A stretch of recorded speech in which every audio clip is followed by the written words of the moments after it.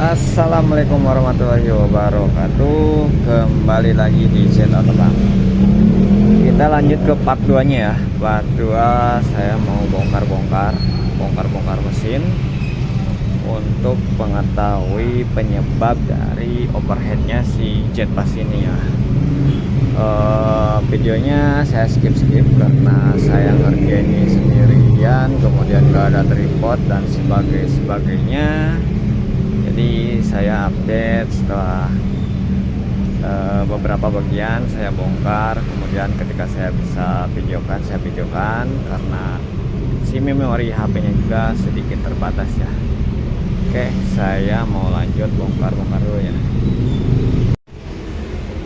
Ini pertama kalinya saya bongkar espas ya.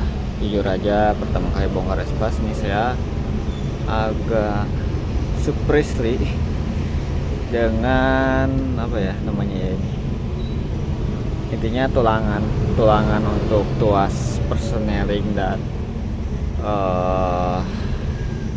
rem tangan ini dudukannya ini bahannya aluminium. Ternyata biasanya kan kalau carry itu besi ya, plat, tapi ini aluminium, lumayan tebal juga. Ini enteng dan kokoh. Oh, ini ada baut yang belum terbuka. Oke, kita lanjut bongkar radiator, bongkar manifold dan lain-lainnya. Lanjut dulu ya.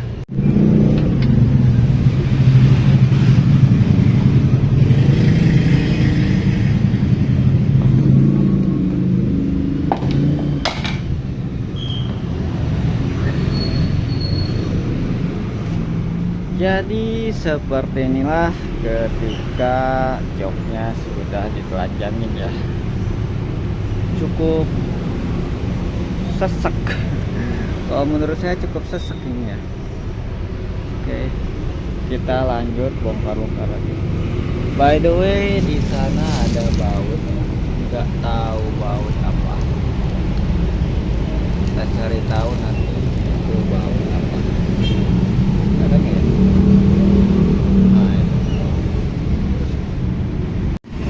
Sekarang kita mau mencabut radiatornya. Oh,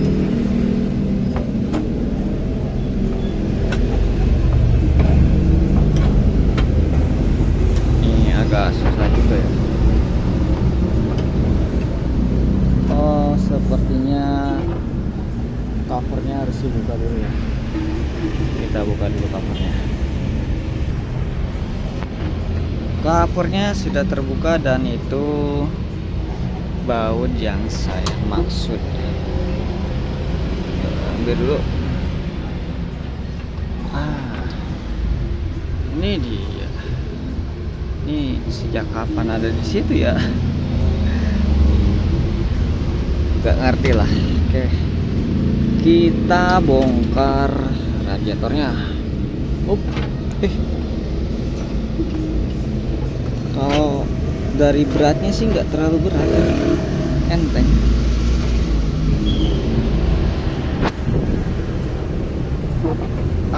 Tetap harus pakai dua tangan. Dan ini dia radiatornya. Oh, udah ada keropos sedikit.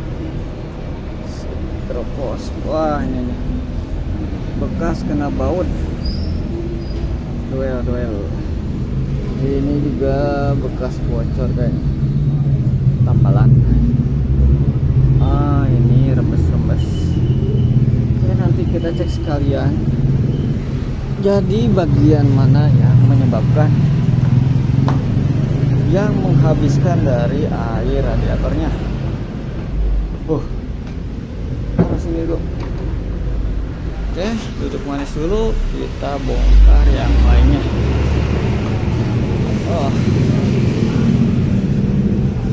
Ini covernya.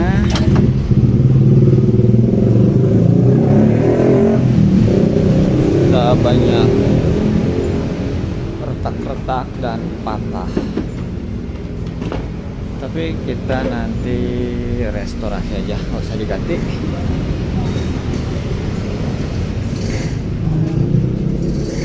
Jadi seperti ini ya ruangan mesin Vespas. Ini kipas water pump. Nanti kita buka water pumpnya. Oh, buka dulu sih apa namanya, bel-belnya, panbelnya. Ini yang buat AC, yang buat dinamo dan sebagainya. Nanti kita buka, kita cek keseluruhan dari material yang berhubungan dengan pengairan. Akhirnya kebuka juga guys, intake manifold. Ini lumayan susah perjuangannya karena ini patah ya bautnya. Ini mungkin harus dilas, cabut, nanti ya sekalian lah dibubut ya, dibenahi lagi. Ini terlihatnya sih ada silinder nomor ini 1 atau 4. Ini 3 sama 1 ini terlihatnya agak gosong ya. Nanti kita cek aja apakah ada nah ini aja kelihatan nih ada ngewer seperti ada yang bekas keluar dari sini ya. Ini kayak oli, mungkin olinya keluar dari sini ya, jadinya remes. Dibongkar, angkat silinder headnya seperti apa dalamannya. Ikuti terus perjalanan dari restorasi mesin Sinjet-Bus. Oke, ini dia silinder headnya udah saya buka. Ada satu permasalahan. Ini olinya agak sedikit menggumpal ya, menggumpal gitu. Saya nggak tahu apakah ini oli yang baru atau oli yang sebelumnya ya, karena saya belum pernah bongkar ini sebelumnya. Kemudian ini dia kondisi silinder head.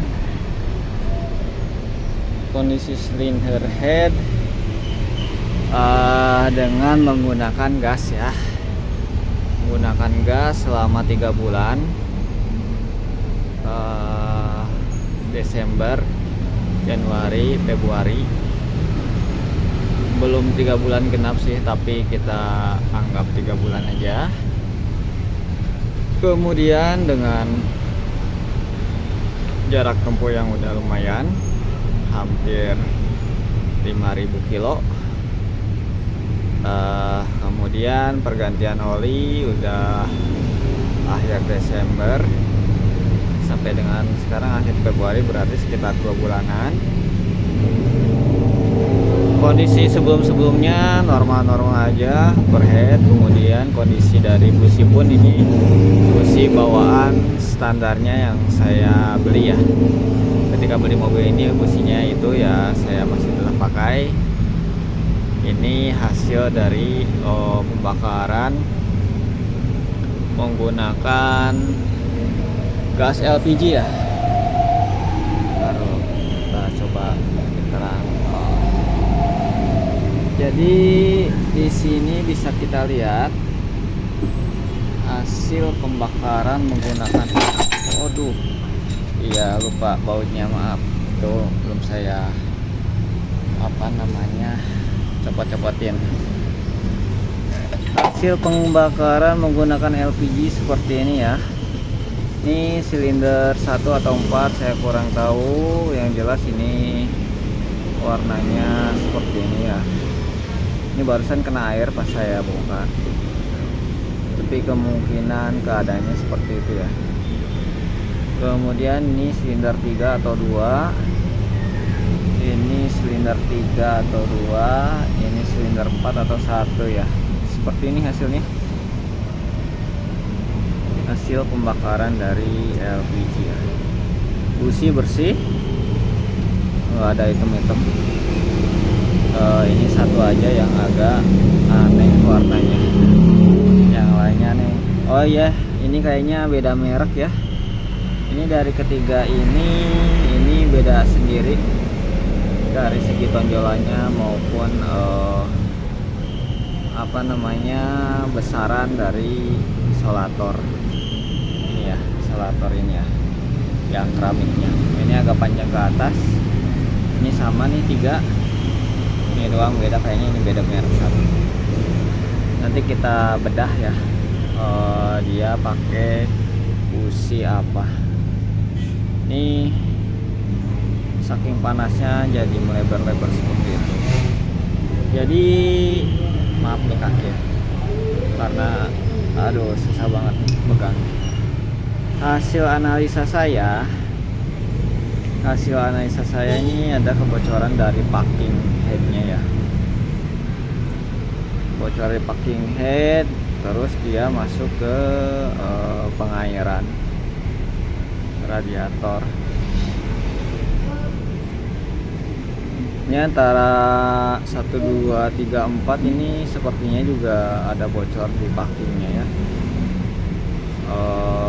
Ini terlihatnya nggak rata.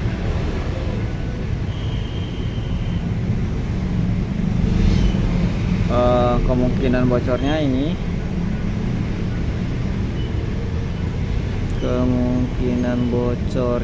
itu ada di silinder nomor tadi saya udah nemu sih, cuma lupa lagi. Ini ya, di sini. Ini berarti yang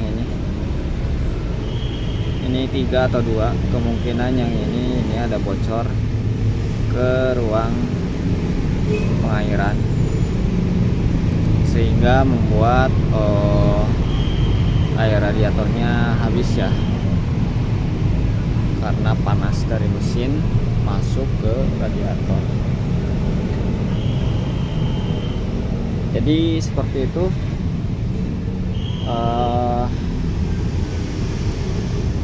Yang menyebabkan overheadnya si jet pass ini ya, overhead tapi tidak menyebabkan sampai dengan mogok sih sebenarnya, masih kuat lari. Cuma karena overhead saya nggak berani, takutnya ambrol malah repot. Oke, lanjut di video part 3-nya ya. Saya mau bubut ini silinder headnya, kemudian benahin apa yang bisa dibenahin ya. Oke, pantengin terus channel Jet Auto Pump. Semoga nantinya ada ilmu-ilmu yang bisa bermanfaat buat teman-teman semua yang menonton, terutama buat saya pribadi ya. Karena ini saya juga baru pertama kali bongkar mesin Daihatsu. Ini silindernya hitam-hitam seperti ini, saya kurang tahu juga apakah ini normal atau memang hangus dari oli ya. Nanti saya cek juga. Oke, sampai ketemu di part selanjutnya, karena ini sudah kepanjangan. Saya tahu tapam. Terima kasih sudah menonton. Assalamualaikum warahmatullahi wabarakatuh.